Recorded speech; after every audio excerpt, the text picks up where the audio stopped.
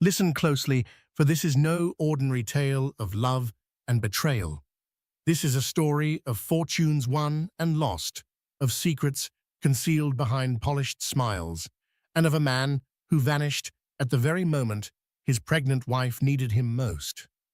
While he jetted off to Paris with his mistress, indulging in champagne by the Eiffel Tower, his wife was left alone in a hospital room, labor pains tearing at her with every breath.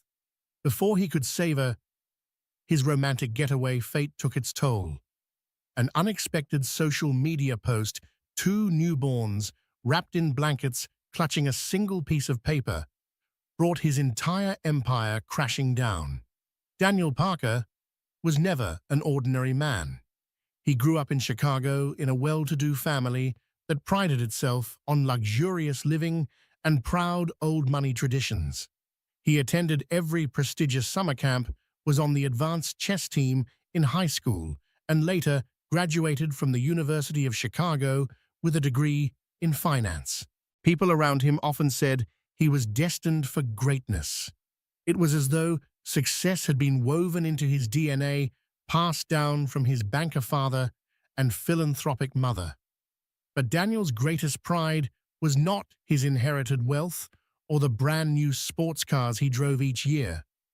His real pride came from the business he built from scratch, Parker Capital Ventures. By the age of 32, Daniel was already recognized as one of Chicago's most ambitious investors, often featured in financial magazines. He was a regular presence at high-profile charity galas, rubbing shoulders with the likes of Bill Ackman and Ken Griffin, real Wall Street legends, forging the sense that he was walking among giants and sometimes walking over others. At 28, Daniel married a woman named Alicia Morgan, a bright-eyed artist from Boston who had moved to Chicago after graduating from the Rhode Island School of Design. Alicia's creative perspective balanced Daniel's number-crunching mind perfectly. They met at an art exhibition in Millennium Park, where Alicia's paintings of surreal cityscapes caught Daniel's attention.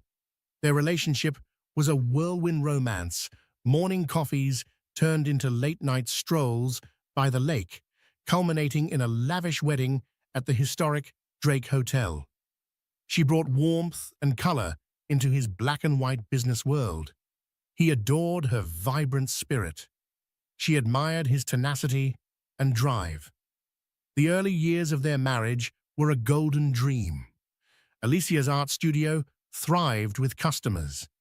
Daniel's business soared, and they both traveled across Europe and Asia for leisure.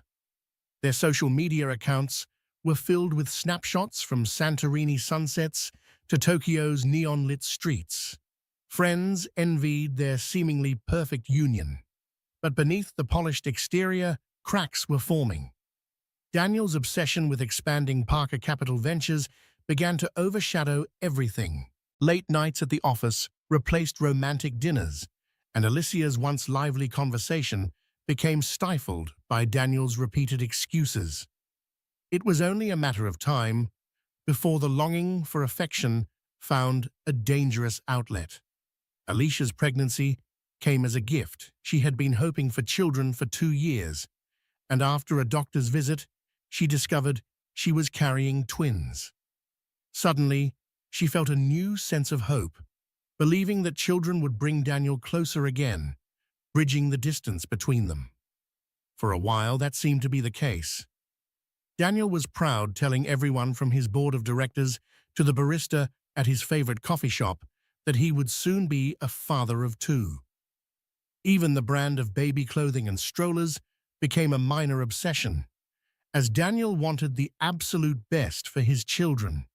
But as Alicia's belly grew and her energy waned, Daniel's presence at home became sporadic. He claimed it was a critical juncture for his firm.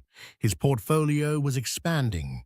New deals were on the table, and his investors were expecting constant updates. His phone never stopped buzzing.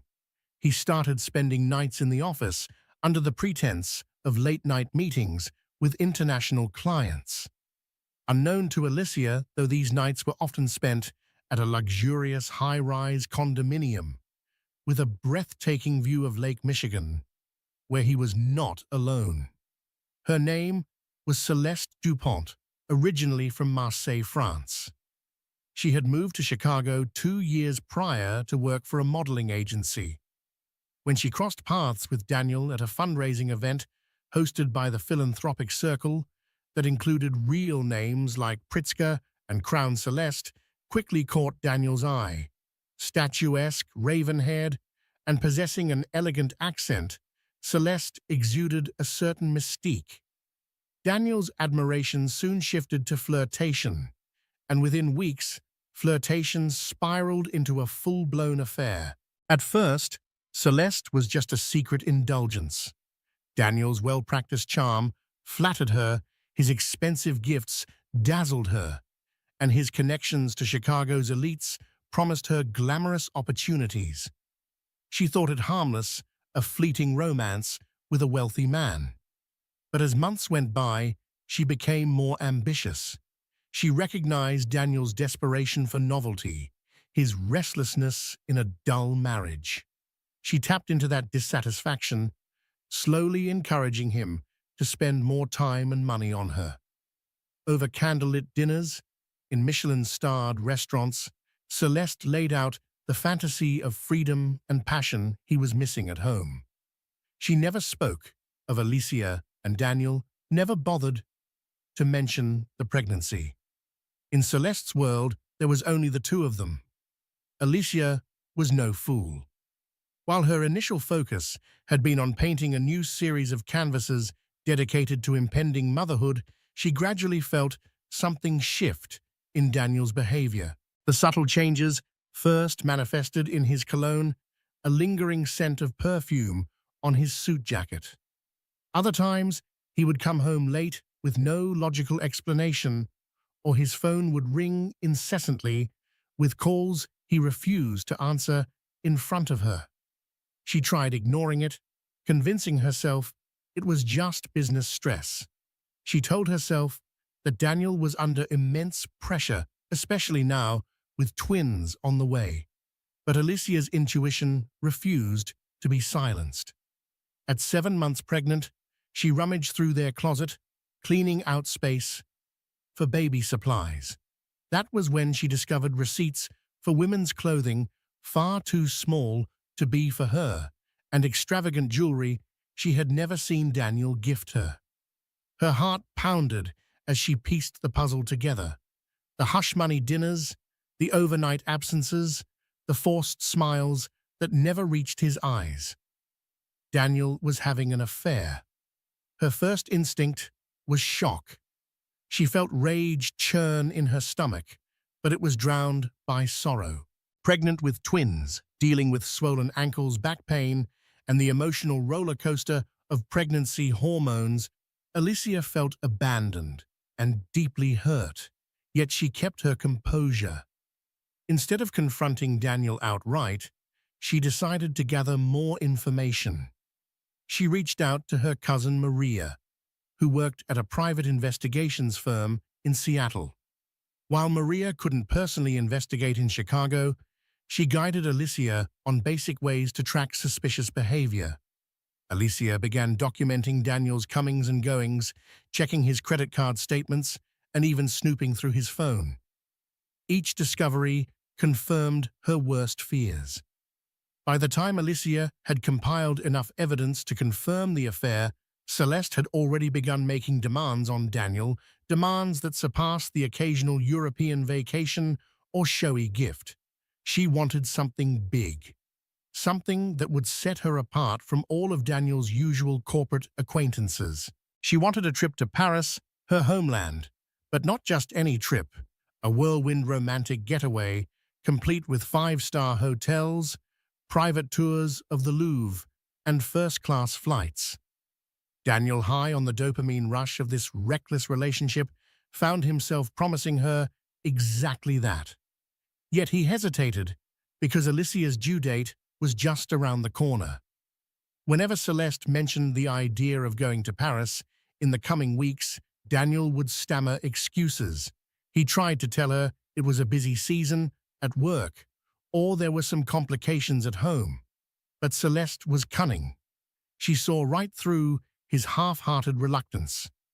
Aware that Alicia's pregnancy was near its end, Celeste realized that if she didn't take control, Daniel might never fulfill his promise. He was, after all, still a married man, soon to be a father of twins. So she pushed with the precision of a seasoned manipulator. If Daniel refused to go, Celeste threatened to expose their affair, sending him cryptic messages that hinted at forwarding photos of them together to certain concerned parties. She had amassed enough photographic evidence, voice recordings, and text messages to make Daniel's life a living nightmare. In short, she blackmailed him into the trip. Daniel, pinned against the wall by the fear of scandal and the thrill of ongoing temptation, finally caved. They scheduled a departure flight to Paris for May 15th, just 1 week before Alicia's scheduled C-section on May 22nd. Everything might have remained a well-guarded secret if Alicia's pregnancy had adhered to the predicted schedule, but life rarely goes according to plan. On May 14th, Alicia began to experience intense contractions a full week before the doctor's planned date. While Daniel prepared for his flight the next morning, packing designer suits into a sleek silver suitcase at their penthouse, Alicia was alone in the nursery, curled up on the rocking chair, feeling cramps that steadily intensified. She tried calling him, but Daniel's phone was on silent. He was busy talking to Celeste, making final arrangements actually on a separate phone line that Alicia didn't even know existed. By midnight, Alicia's water broke. Alarmed, she dialed 911, tears streaming down her cheeks, a tumult of fear, betrayal, and physical pain colliding in her mind. An ambulance whisked her off to Mount Sinai Hospital in downtown Chicago. Panicked hospital staff admitted her, immediately hooking her up to monitors to track the twins' heartbeats. Meanwhile, Daniel was sipping cognac in the private lounge at O'Hare International Airport. Celeste had convinced him to arrive early for their flight to ensure they had time to relax before the long trip. He only noticed Alicia's numerous missed calls after Celeste had dozed off her head, leaning on his shoulder. By then, Alicia had already been in labor for 3 hours, and Daniel was too far entrenched in his own mess to realize it was an emergency. He rationalized that Alicia was merely calling to check on him or remind him of some mundane household detail. It was only moments before boarding that a frantic voicemail from Alicia finally played in Daniel's ear. "Daniel, I'm at the hospital. The babies, please come. I'm scared." His face turned ashen. In that instant, a war raged within him. Logic and moral duty dictated he should run to his wife's side. Selfishness, lust, and fear of Celeste's blackmail shackled him to a promise he had made. In a choice he would forever regret, he turned off his phone and boarded the plane. Alicia's labor was complicated but successful. By the time the sun rose over the Chicago skyline, she had given birth to 2 healthy boys, though the process had taxed her body severely. Painkillers clouded her senses, but her heartbreak was sharper than ever. With shaky hands, she asked the nurse if her husband had arrived. The nurse, face soft with concern, explained that there was no one in the waiting room for her. Alicia felt crushed. She had never imagined Daniel would abandon her at this moment. The heartbreak felt like a physical wound, impossible to ignore, even amid the joy of motherhood. Her mother, Linda Morgan, flew in from Boston as soon as she received the hospital's call. Seeing Alicia so fragile, Linda offered what comfort she could. But Alicia's bitterness was palpable. She had decided that if Daniel could betray her at such a critical moment, she would not shield him from the consequences anymore. As she cradled her newborn sons, whom she named Oliver and Isaac, an idea began to form in her mind. Alicia recalled the legal documents Daniel once asked her to keep safe in their home office. Among them was the deed to Parker Capital Ventures, the controlling share agreement he had drawn up when he initially launched the company. It was a symbolic and legally significant document representing Daniel's ownership stake. If Alicia posted a public image of their newborn twins holding that deed, it would send a message, both personal and professional. By connecting the family moment to his business in such a public way, she'd thrust Daniel's infidelity into the spotlight he so dearly tried to control. Still in the hospital, Alicia reached for her phone. Her hands trembled not only from the effects of the IV drips, but from the adrenaline surge of righteous anger. She called Maria, her cousin, and explained her plan. Maria, worried for Alicia's emotional state, asked if she was sure she wanted to incite a public scandal. Alicia responded firmly that she had been hurt too deeply to remain silent. If Daniel thought he could discard her and the twins for a romantic escapade, he was sorely mistaken. With Maria's help, Alicia prepared the perfect social media post. She had already taken a photo earlier, a tender snapshot of Oliver and Isaac, each swaddled in a pale blue blanket, lying side by side with the Parker Capital Ventures deed placed near their tiny hands. The photo was innocent, yet potent, an unmistakable emblem of Daniel's responsibilities as a father and a business owner. Alicia typed a caption that read, "Welcome to the world, Oliver and Isaac Parker. While your father is off in Paris on business, we want to let him know that we hold his most prized possession in our hands, his legacy and our future. Hashtag family first at Parker Twins. Love should always so first." The moment she hit share, the post went live on Facebook, Instagram, and Twitter. Within an hour, Alicia's phone buzzed non-stop with messages of shock, support, and outrage. Friends who had been clueless about Daniel's affair, old classmates, business associates, everyone was tagged or forwarded the post. It spread beyond her immediate network, quickly garnering thousands of reactions. Local Chicago bloggers picked up on the drama, and soon it reached the trending tab, overshadowing Daniel's carefully cultivated corporate image. While Daniel and Celeste were flying over the Atlantic, oblivious to the chaos brewing below, Alicia's post was turning into a viral phenomenon. When Daniel landed at Charles de Gaulle Airport in Paris, he turned on his phone to a barrage of notifications that nearly crashed his system.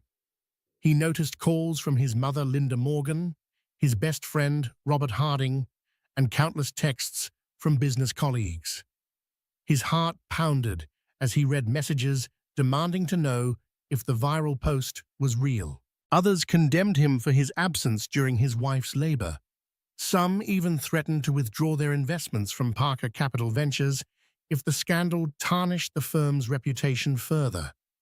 Celeste, initially thrilled to touch down in her homeland, was soon faced with a frantic, panic-stricken Daniel. He sank into one of the plush seats in the airport lounge, scrolling feverishly through social media. There it was, the picture of his newborn twins, only hours old, with that deed. The caption was a scorching indictment of his failure as a husband and father. He felt a cold sweat grip him, and the weight of his decision crashed upon his shoulders. Celeste tried to comfort him, but Daniel pushed her hand away, his mind spinning with how to contain the damage. He called Alicia, but she refused to answer. He called Linda Morgan, who berated him the moment she picked up, calling him a disgrace. He tried to explain himself, stuttering excuses about urgent business matters, but Linda would have none of it. "Your wife just delivered twins alone," she snapped, "and the entire city knows you chose to be with your mistress." How do you think that looks? Daniel swallowed hard, realizing that he had no immediate solution to this mess. Panic coursed through his veins as he realized that the scandal was not just personal, it threatened his entire life's work. For the next 2 days, Daniel struggled to perform the balancing act of damage control from a Paris hotel suite. He spent hours on conference calls with his board of directors. Stocks for Parker Capital Ventures hadn't yet plummeted, but rumors circulated about a possible investor revolt. Clients who once saw Daniel as a financial prodigy now worried about his judgment and stability. The press seized upon the sensational story Chicago CEO misses birth of twins for Paris rendezvous. Even the local news stations got in on it, with anchors raising eyebrows at the scandal's salacious details. Meanwhile, Celeste's excitement about touring the city of love vanished as Daniel spiraled. He cancelled romantic dinners and postponed sightseeing. He was constantly glued to his phone, scouring news articles and responding to outraged emails. Celeste tried to reason with him, but each time she opened her mouth, Daniel reminded her that her threats and manipulations had led to this moment. The tension between them grew toxic. Their once thrilling affair was now a suffocating noose around both their necks. Desperate to protect his reputation, Daniel contemplated cutting the trip short. But Celeste threw a fit at the prospect of losing out on her dream vacation, accusing him of caring only about his public image and never about her. Ironically, she was partly right. Daniel had lost sight of everything but his immediate need to salvage his business. And still, at the back of his mind, the image of his newborn twins clutched him with guilt. He felt powerless and trapped in a foreign city, unwilling to risk an ugly scene at the airport if Celeste decided to retaliate by exposing him to the press even further. Back in Chicago, Alicia was recovering. The twins Oliver and Isaac were healthy, but required the usual intense care of newborns. Alicia had to juggle feeding schedules, diaper changes, and her own postpartum recovery. Yet she refused to collapse under the weight of her circumstances.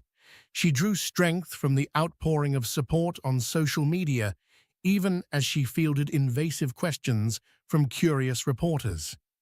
She blocked calls from Daniel's board members asking her to delete the post.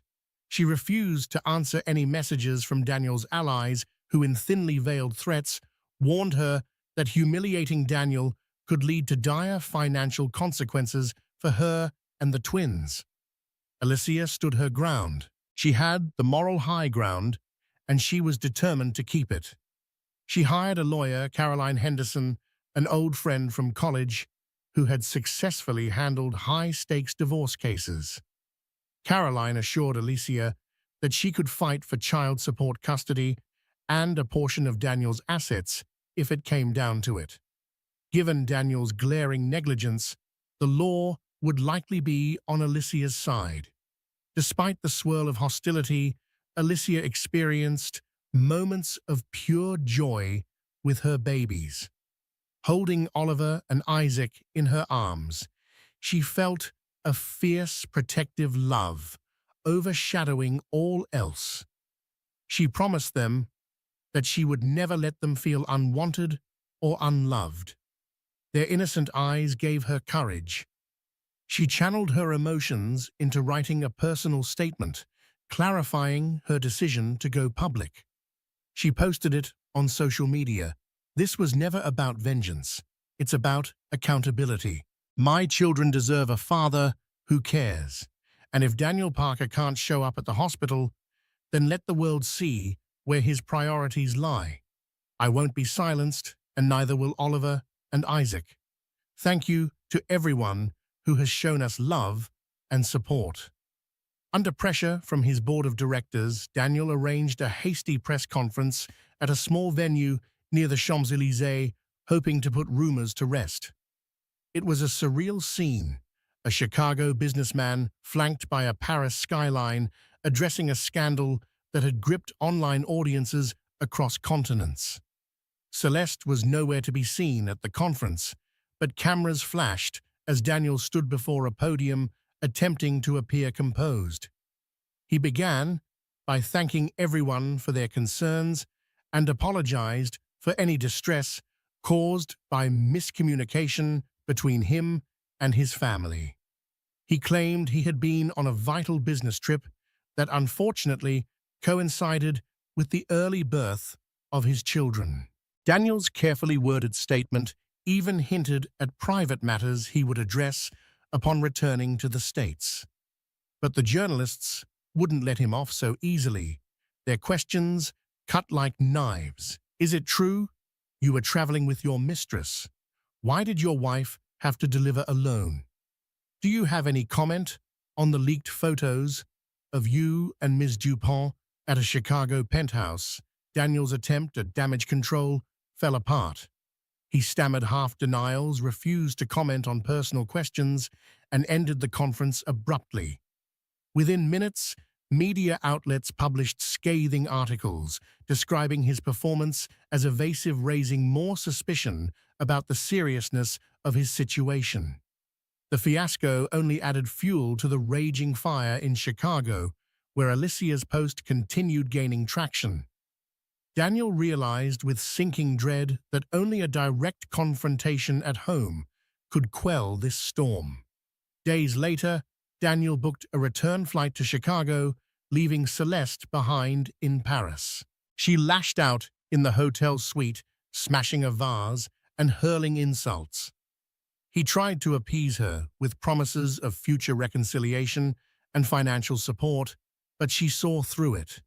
It was clear that Daniel was in survival mode, and that meant discarding any excess baggage, including Celeste. As the taxi pulled away from the hotel, Daniel watched Celeste from the back seat. She stood on the sidewalk in her designer dress, fury in her eyes, understanding that her leverage was weakening now that the public scandal had already exploded. The flight back was agonizing. Daniel felt an ocean of dread. His affair was public knowledge, his children were born without him, and the entire city he once commanded was disillusioned. Investors demanded a restructuring meeting, friends ghosted him, and even his own mother refused to speak to him after Linda Morgan had unleashed her anger. He thought about the day he first met Alicia, how he was captivated by her paintings. Then he thought about Oliver and Isaac, his flesh and blood, and the moment he chose not to be there for them. The shame was suffocating. When he landed at O'Hare, the media presence was overwhelming. Dozens of reporters awaited his arrival. He attempted a discreet exit through a side gate, but paparazzi still managed to corner him, snapping photos and shouting questions. Security finally escorted him to a private car that whisked him away. As the city lights blurred past the tinted windows, Daniel's mind replayed every mistake he had made. He directed the driver to his penthouse, aware he couldn't just walk into Alicia's home unannounced, especially after the fiasco he'd caused. Upon arriving at the penthouse, Daniel found his mother, Linda Morgan, waiting in the living room. She was not a woman easily intimidated. Her philanthropic background had exposed her to both the best and worst in people. The moment Daniel stepped through the door, Linda's eyes narrowed. She gave him a look of such profound disappointment that he wished he could vanish. "How dare you show your face here?" she began, standing up from the couch. "Alicia is at her mother's condo. She took the babies with her, and you've got no one but yourself to blame." Daniel tried to mutter an apology, but Linda cut him off. "No, you listen. I held those babies in my arms when they were born. I watched Alicia go through labor, alone, while you were gallivanting in Paris. Do you have any idea how humiliating that was for her?" For our family, Daniel remained silent, his head bowed. Linda continued, The least you can do is face the consequences head-on. The press is hounding Alicia. She can't even go for a walk without cameras in her face. And she hasn't received a single word from you. No apology, no explanation. He tried to explain about Celeste's threats, the blackmail, his fear of losing everything if he didn't comply. Linda's expression twisted with disgust. Your fear of losing everything. You lost everything the moment you chose another woman over your family. Don't expect sympathy from me. If you want any chance of seeing your sons, you'll have to earn it. The next day, Daniel attended a crucial meeting at Parker Capital Ventures. The board of directors was torn between personal loyalty to Daniel and safeguarding the company's future. Investors were jittery, and rumors suggested some major backers like Charles Moreno of Moreno Holdings were considering divesting. The PR fallout from Daniel's scandal threatened the very stability of the firm. Robert Harding, a longtime friend and COO of Parker Capital Ventures, stood up during the meeting and held nothing back. Daniel, I covered for you as long as I could. But this fiasco is beyond anything we've experienced. We need to reassure our investors, and that might mean stepping down as CEO temporarily to distance the company's image from your personal scandal. Step down, Daniel echoed, his voice almost a whisper. This company had been his lifeblood. He had built it from a small fund into a powerhouse. The thought of relinquishing control was terrifying. Yet the board members nodded solemnly. They recounted the avalanche of negative press, online vitriol, and corporate partners distancing themselves. Daniel realized that they were right. If he stayed on, the brand might never recover. Reluctantly, Daniel agreed to a temporary leave of absence. He would appoint Robert as interim CEO, while publicly announcing a focus on his family matters. The plan was to buy time for damage control in the hope that the scandal would settle. Despite the heartbreak, Daniel realized it might also be an opportunity to make amends with Alicia and the twins. Perhaps if he could regain her trust, or at least salvage some relationship with his children, his personal life could heal, making a future corporate comeback more plausible. That evening, Daniel decided to visit Alicia at her mother's condo in the suburbs. Clutching a bouquet of white lilies, her favorite, he knocked on the door. Linda answered. She eyed the flowers, but made no move to invite him in. Alicia's mother, Nancy Morgan, soon appeared behind Linda, equally stern. Daniel felt as though he were a child who had broken the most important rule, awaiting punishment. "Can I see Alicia?" he asked softly, voice trembling with regret. Linda looked over at Nancy, and after a tense moment, they allowed him inside. The condo was modest compared to the luxurious penthouse he was used to, but it felt warm, filled with family photos and the smell of home-cooked meals. It was a sharp contrast to the cold marble floors of his city residence. Alicia stood in the living room, holding Isaac in her arms, while Oliver slept in a bassinet nearby. She was pale, tired, but her eyes brimmed with a fierce resolve Daniel had never witnessed before. Without waiting for him to speak, she whispered, "They're doing fine. Healthy babies. Not that you bothered to find out." Daniel exhaled, swallowing the lump in his throat. "Alicia, I'm sorry.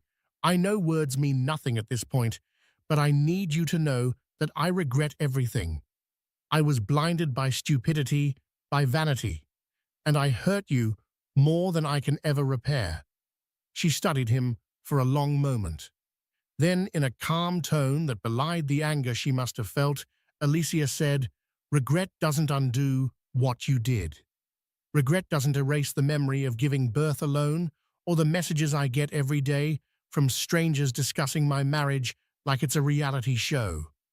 Her voice quivered. "I just want to raise my children in peace, without all these cameras, without the shame." Daniel was lost for words. He had no immediate solution for the paparazzi or the social media onslaught, but he offered to finance increased security for her anything she needed. Alicia refused. "I don't want your hush money or your guilt money. If you really mean to help prove it by respecting the legal process I'm about to initiate, I deserve a formal separation, if not a divorce. And the twins deserve formal paternity and support. No more illusions, Daniel." 2 days later, Alicia, with Caroline Henderson's counsel, sent Daniel the initial separation papers. They included demands for monthly child support, a trust fund for Oliver and Isaac, and a clear custody arrangement. Alicia would have primary custody with Daniel allowed supervised visits until the court decided otherwise. It was a blow to Daniel's pride, but he knew he had no grounds to argue. He had lost moral credibility the moment he flew to Paris. Word reached the media that Alicia was filing for legal separation. Many netizens applauded her for standing her ground, calling her a role model for women who endure infidelity. Others speculated that Alicia was a gold digger, though her quiet, philanthropic deeds and successful art career negated that theory. Regardless of the gossip, Alicia stood firm. She was done playing the trophy wife to Daniel's high-flying lifestyle. Meanwhile, Celeste resurfaced. She posted cryptic Instagram stories implying she had vital information about Daniel's business dealings. She claimed to be the victim, stating she had been lied to about Daniel's family situation.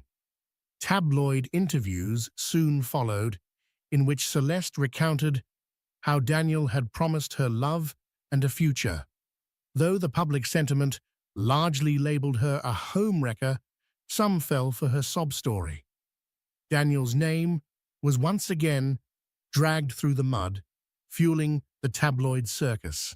Robert Harding pleaded with Daniel to stop Celeste's media campaign, but Daniel was powerless. Ironically, Celeste's blackmailing potential was weaker now that the affair was already public. At best, he could only wait for her 15 minutes of fame to blow over. As the scandal raged, Parker Capital Ventures faced a tipping point. Investor confidence wavered, and Robert Harding struggled to maintain stability. Several potential deals fell through after negative press. Companies like Redwood Investments and Langley Associates cited the fiasco as a risk factor. Desperate to preserve the company's future, Daniel, still majority shareholder, approved a series of cost-cutting measures and personally offered to inject more capital. It stung to part with a chunk of his personal fortune he once used to woo Celeste, but it was essential to prove Parker Capital Ventures could weather the storm. A shareholders' meeting convened downtown. On the agenda, whether Daniel's removal as CEO should become permanent. Daniel attended, flanked by Robert and legal counsel. He admitted his personal failings, but insisted he could still lead the company once the crisis abated. The atmosphere was tense. Though some shareholders were eager to move on, without Daniel, others recognized that his business acumen had for years guided the firm to exponential growth. After hours of debate, they decided to keep Daniel as a shareholder but maintain Robert Harding as CEO until a further review in 6 months. The compromise was far from ideal for Daniel, but it was better than outright removal. Despite the upheaval, Daniel's paternal instincts finally emerged. He arranged with Alicia to see the twins during scheduled visits, supervised by either Linda or Nancy Morgan. The first time he held Oliver in his arms, the baby blinked up at him with big, curious eyes. Isaac was asleep, swaddled in Alicia's arms. The weight of fatherhood struck Daniel with a depth of emotion he hadn't anticipated. He remembered Alicia's post, the heartbreak behind it, and he silently vowed never to fail them like this again. Alicia kept her distance. Her posture was rigid whenever Daniel was around. She allowed him to feed the babies their bottles, but kept conversation minimal, focusing only on what was necessary for the twins' welfare. Once, as Daniel gently rocked Isaac, he tried to apologize again. Alicia exhaled, burying her face in her hands. "You can't undo it. I wish you could, but you can't. The best you can do is be a good father now. That's all I want." Although she remained guarded, Alicia wasn't cruel. She saw Daniel's genuine remorse, but the scars ran deep. She had no illusions that forgiveness would arrive overnight. When he left, she watched him go, feeling a cocktail of anger, hurt, and a flicker of pity. Back in Paris, Celeste Johnson's stories took a turn. She claimed Daniel had coerced her with promises of marriage if she got pregnant. She subtly hinted she might be expecting. The tabloids ate it up. To quell more rumors, Daniel did a paternity test through a private French clinic when Celeste insisted she was pregnant. The test results, weeks later, revealed she was not pregnant. It had been a lie, presumably, to cling to the last shreds of fame and possible financial gain.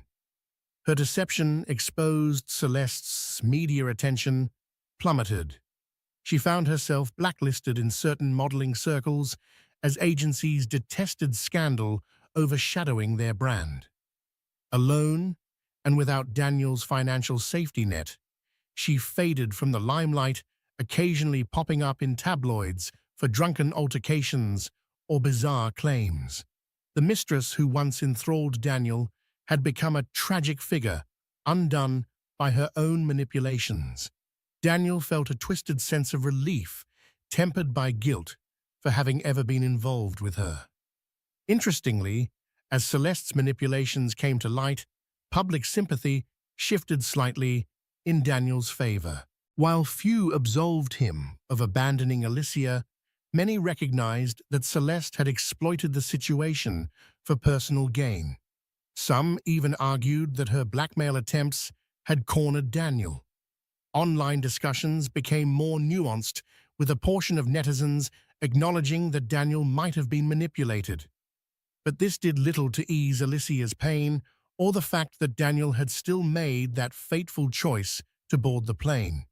Daniel welcomed any respite from negative press, hoping it might help him re-establish a measure of stability at Parker Capital Ventures. Slowly, potential clients returned, lured by the company's proven track record. The stock price began a modest recovery. Robert Harding, as interim CEO, proved efficient, and Daniel worked behind the scenes, free from the public eye. Amidst these slow improvements, a crisis hit that no one anticipated. Alicia's father, Marcus Morgan, suffered a stroke.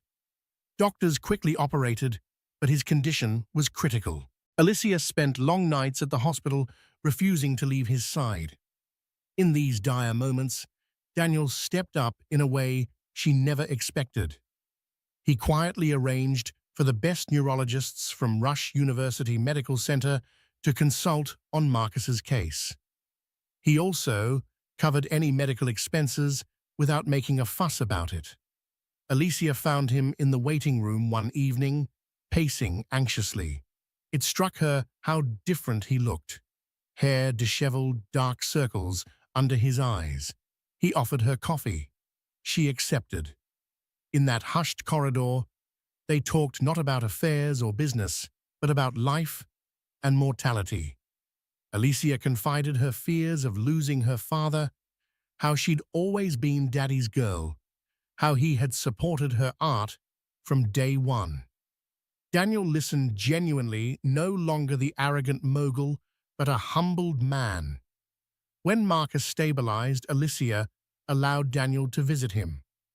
Though Marcus was weak and barely able to speak, he recognized Daniel. He squeezed Daniel's hand, managing a faint nod that Alicia interpreted as a gesture of gratitude for helping save his life. In that hospital room, something shifted. Alicia saw a side of Daniel She had long forgotten the caring, earnest young man she first fell in love with. She didn't forgive him, not yet, but a door she had slammed shut opened just a crack. Over the subsequent weeks, Daniel immersed himself in family life, driving Alicia and her mother to the hospital, helping care for Oliver and Isaac, and even assisting Alicia in errands for her art studio, which she was determined not to neglect despite everything. The paparazzi found less scandal to exploit. They snapped pictures of Daniel carrying diaper bags, picking up groceries, or quietly sitting in the hospital waiting room. New narratives emerged. Daniel Parker, the father who nearly lost it all, tries to rebuild. Alicia noticed his efforts. She remained cautious, but her fury softened into a guarded hope. Perhaps Daniel truly wanted to atone. Late one night after returning from the hospital, she found him in the condo's living room, exhausted from rocking Isaac to sleep. He looked up at her, a question in his gaze. She approached quietly. For a moment, they simply existed together, parents of two beautiful children, children who needed both a mother and a father. Alicia reached out, brushed Daniel's hair aside, and whispered, "Thank you for being here." Tears welled in Daniel's eyes. He realized this was the first sign of warmth she had shown him since the scandal. It was the briefest moment, but it carried a profound meaning. He gently took her hand, kissing her fingertips. She didn't pull away immediately. However, the weight of his betrayal still hung heavy in the air, reminding both that trust is fragile. The evening was still, the sky over Chicago, painted in hues of deep navy and gold. Stars blinked into view one by one, as though cautiously watching from above. Alicia stood on the narrow balcony of her mother's condo, wrapped in a light shawl, the city humming beneath her feet. The boys were asleep. Inside, her mother and Linda quietly washed bottles and tidied toys. Daniel joined her a moment later, stepping out into the cool air with a cup of tea in his hands. He didn't speak at first. Neither did she. They stood side by side, watching cars pass in the distance, their unspoken thoughts weaving between them like invisible threads. Finally, Alicia turned to him, her voice steady but low. "We need to talk about what comes next." Daniel met her gaze, bracing himself. "I'm not saying I'm ready to forgive," she continued, "but I'm also not ready to tear everything apart just for the sake of closure. The twins deserve parents who at least try, who don't use their pain as an excuse to stop trying." He nodded, not daring to interrupt. "That post I made," Alicia said, her eyes now trained on the streetlights below, "with Oliver and Isaac holding your company deed. It wasn't just about calling you out. It was to remind you what you were gambling with: your family, your future, our sons." Daniel looked down at the teacup in his hands. "I know. It worked. I haven't stopped thinking about that image since." She glanced over at him, her tone softening, but not her resolve. "We can try, but if we do, it won't be on your terms anymore. There will be boundaries and complete transparency." "You'll have it," he said quickly. "Whatever you need. I don't want to be the man I was. Not ever again." "I'll need time," she said. "We'll need counseling.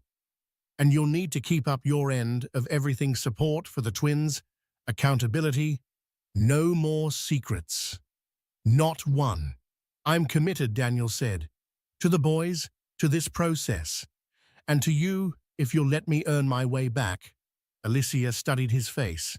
He looked older now, not just in years, but in weariness, but also in truth. There was something steadier in him, something that hadn't been there during the height of his charm and ambition. Inside, a faint whimper came from the twins' room. Daniel instinctively turned, but Alicia gently touched his arm. "I've got it," she said, "but thank you." He nodded, letting her pass, and stood alone on the balcony, as the door closed softly behind her. It wasn't reconciliation. Not yet. But it was real. Honest. And that was more than they'd had in a long, long time. Healing is never linear. Alicia had learned that the hard way. Some days she felt like she could breathe again, watching the twins giggle in their high chairs, feeling pride as she hung a new painting in her revived studio.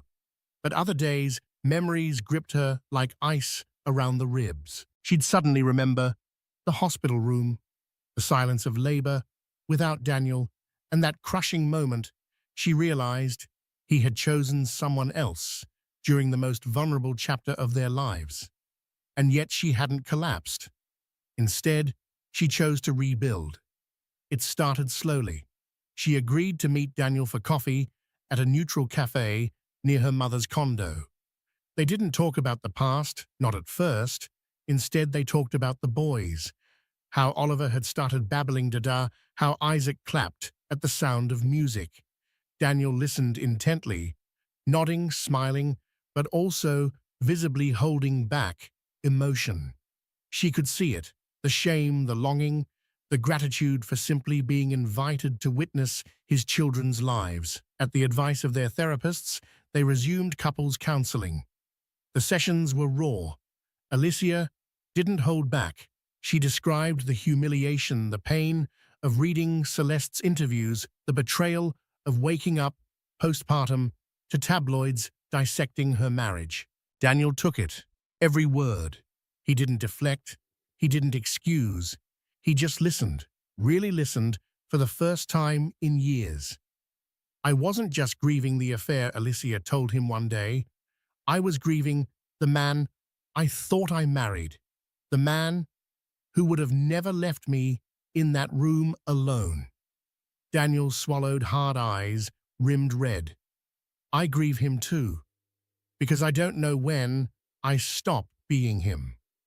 They sat in that quiet for a long time, the silence saying everything words couldn't. Outside of therapy, Daniel stepped up. He never missed a pediatric appointment, never complained when Alicia called him at 2 a.m. because one of the twins wouldn't sleep. He stocked her fridge when she was too tired to shop. He showed up, reliably, humbly, silently, doing the work. In the press, the scandal was finally dying down. Celeste had retreated into obscurity after the paternity lie was exposed. The headlines had moved on, but Alicia knew the real story hadn't ended with the media's silence. It lived in their day-to-day choices now. She didn't trust easily, but she observed carefully. And slowly, piece by piece, Daniel was earning space in her life again, not with promises, but with presence. One morning, while feeding Isaac his bottle, Alicia looked over at Daniel, who was rocking Oliver to sleep. A calm warmth settled in her chest. It wasn't forgiveness, not yet, but it was the start of something honest. And after everything that mattered more. Nearly a year had passed since Daniel's betrayal detonated their carefully curated life. And in that time, Alicia had become someone new. Not harder, not bitter, just stronger. The scars were still there. Some days she'd wake up and feel them like bruises, tender reminders of what she'd survived.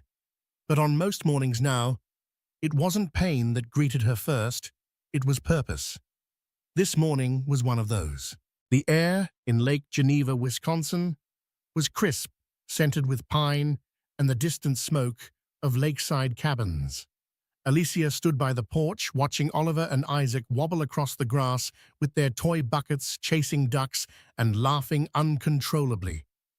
Nearby, Daniel crouched beside them, his hands steadying Oliver, his voice patient and warm. This quiet moment was a miracle. Alicia wrapped her cardigan tighter and joined them. When Daniel looked up, he didn't say anything. He just smiled softly, cautiously, as if still unsure if he was allowed to. Later, they strolled by the water, the boys asleep, back at the cabin, with Nancy and Linda. The lake shimmered under the setting sun, casting hues of gold and rose across its surface. Daniel reached for Alicia's hand, hesitating. She let him take it. Neither spoke for a while. Finally, Daniel whispered, "I know I still have a long way to go, but I meant it when I said I want us to be a family again." Alicia looked ahead, letting the silence hold them both. The past didn't vanish. It walked beside them always. But in the weight of Daniel's words, in the sincerity etched into his face, she saw something more than regret. She saw growth. "You hurt me in a way I never thought possible," she said quietly, "but I've seen who you're trying to become. And the boys, they need that version of you. So do I." She turned to him, eyes soft but firm. "We'll try. We'll see if we can rebuild something better. But I won't pretend anymore, and I won't carry this alone." Daniel nodded, emotion catching in his throat. No more secrets, no more lies. They stood at the edge of the water, the wind gentle around them, and embraced, not with naivety, not with blind hope, but with earned effort. It wasn't a perfect ending, but it was a beginning, and sometimes that was enough. Thank you for joining us on this emotional roller coaster where love, betrayal, despair, and redemption collided under the harsh glare of public scrutiny. Daniel and Alicia's journey reminds us that no matter how privileged or successful someone appears, true strength lies in accountability and the courage to heal. This story serves as a testament that even the deepest wounds can scar over with the salve of genuine remorse, steadfast commitment, and the pure innocence of children who deserve their parents' very best. If you found yourself caught up in the heartbreak and hope that wove through every chapter, please show your support. Like this video, share it with friends who might need a dose of inspiration, and subscribe to our channel for more captivating stories of life's most profound struggles and triumphs. Your engagement helps us continue bringing real stories that resonate with the human heart.